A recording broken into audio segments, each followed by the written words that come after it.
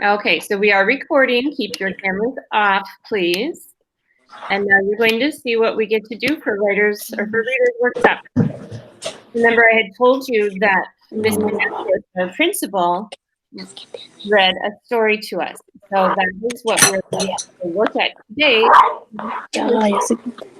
Well, remember, I asked you to make sure if you keep your speaker there, that's better. If your speaker is on, you need to make sure that there's not a lot of noise in the background.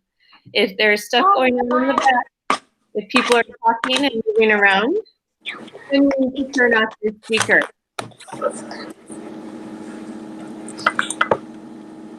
So this week we have read a few different books. And yesterday we talked about the same and different. And I'm hoping that you were able to find lots of things that were the same and different. Today we are going to learn about the main idea of a story. And the main idea is what the author was thinking when they wrote the book and what they wanted to share with you. Okay, I need to just go in and I need to turn somebody's speaker off.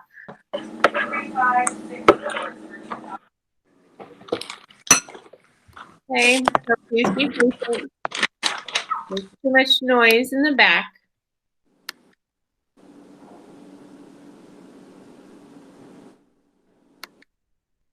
Okay, there we go.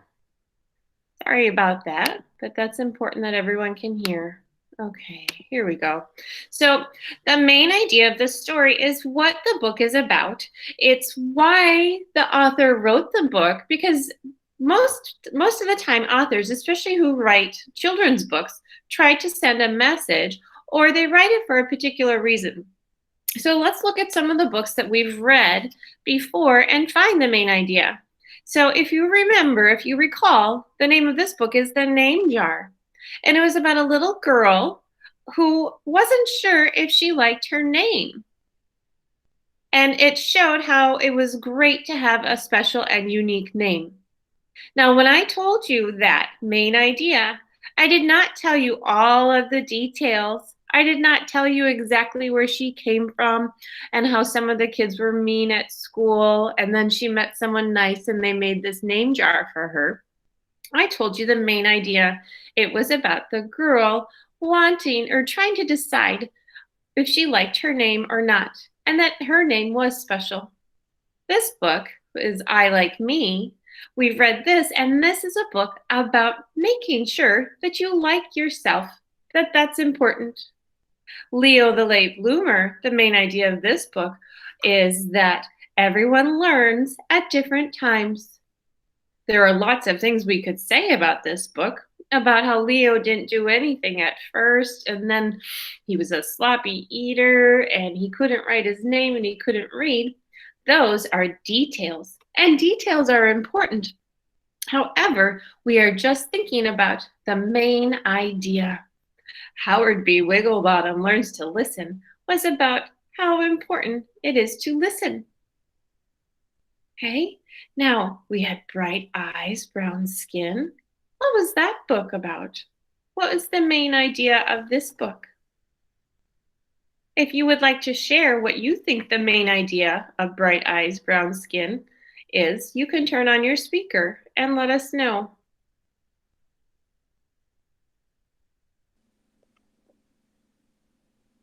I hear someone.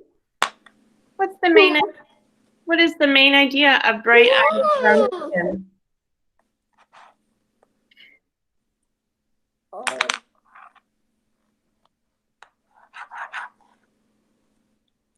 This was about. Can you say that again?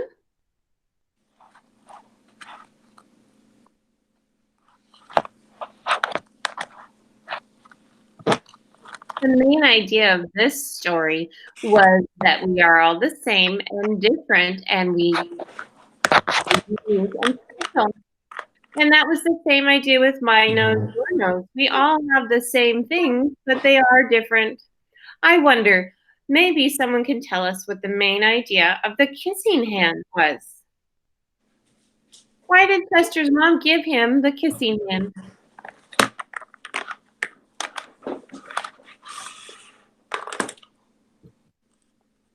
the main idea of the kissing hand was to let Chester know that he is safe when he goes to school and that his mom was always thinking about him. So let's take a look at this book. This is Miss Evangelist, and she made a recording of her reading Goodnight Moon. So let's look, listen, and think about why the author.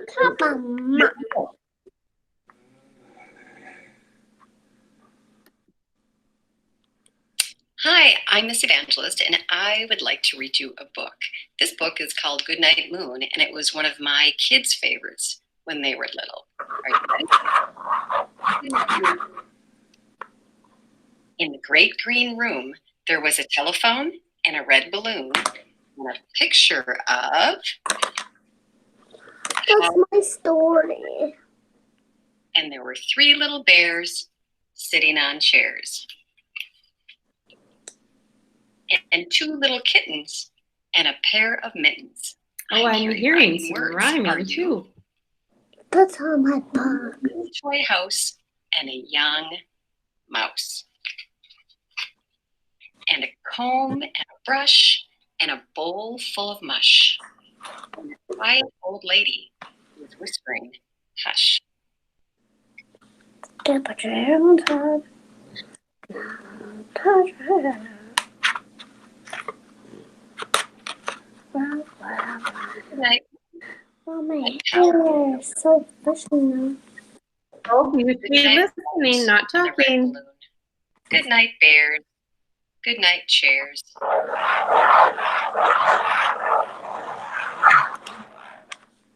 Good night, mittens.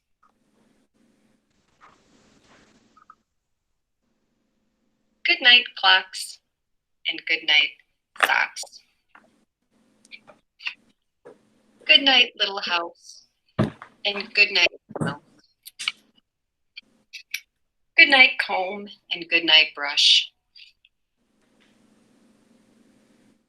Good night, nobody. Good night, mush. And good night,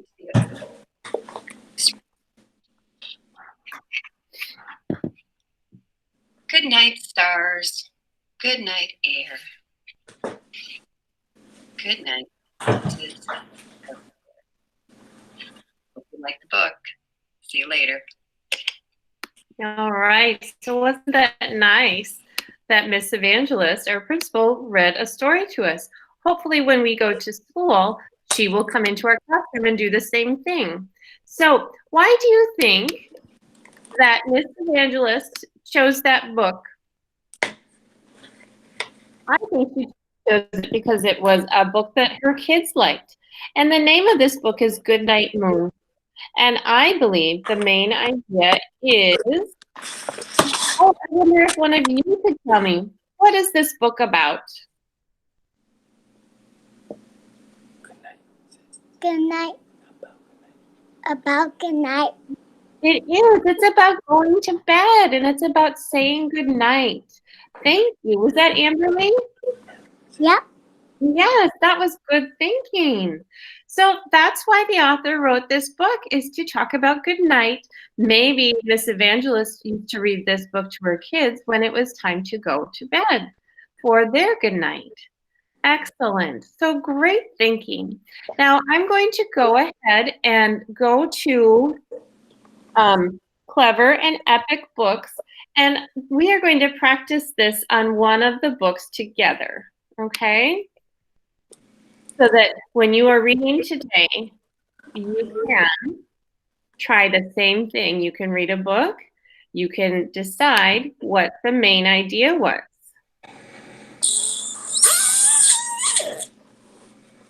So be patient. I'm getting there. So let's go ahead and we'll look at Learning A to Z books. Now, I didn't add any more today because I don't want to give you too many. And you also have choices in Epic and in Learning A to Z. So let's take a look at this book. Now, yesterday I used this as an example, Maria goes to school and Carlos goes to school to look for things that were the same and different. I'm guessing you noticed that they both went to school and they both brought the same things. So that was something that was the same. But Maria is a girl and Carlos is a boy. That was different. Also, they had different members of their family. So there were things to compare, things that were the same and things that were different. But let's look at Maria Goes to School.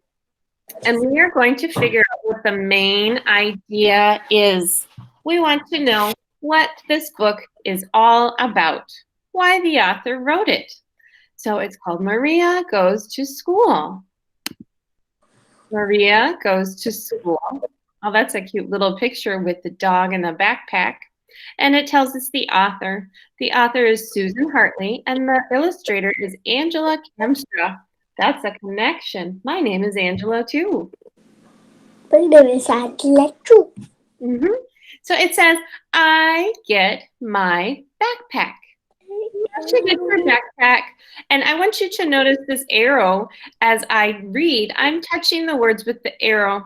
If I was at school or at home and I could use my finger on a book, I would be touching the words. So I get my backpack. I get my pencils. I get my pencil. I get my ruler. I get my ruler. I get my ruler. I get my eraser. I get my eraser. I get my crayons. I get my crayons. I get my sweater. I get my sweater. I get my brother. I get my brother. I get my lunch. I get my lunch. I get my hug. I get my I get my ride. I get my ride. And that's the end. So, what is the end? Why do you think the author wrote this book? What was it all about? By going to school. It's about going to school and all of the things that you might need to go to school. Okay? So today when you're reading your book, I want you to think about what the main idea is. So for instance, if I give you this book, a big cat. Oh, that noise needs to stop, please. Please be kind and respectful to your friends. Your speaker needs to turn off. Okay? Let's say you're going to read The Big Cat. You will read it, and then when it comes time to share, you will tell me all about it. So today when you are reading, I want you to look for the main idea. You can look at books on Epic. You can look at books on Learning A2D. You can look at books at home. You will have about 10 minutes for reading books on your own. You can turn off your computers, and we'll come back together in a little bit and talk about the main idea. Okay? So go ahead and start reading. I will stop the recording. If you have a question,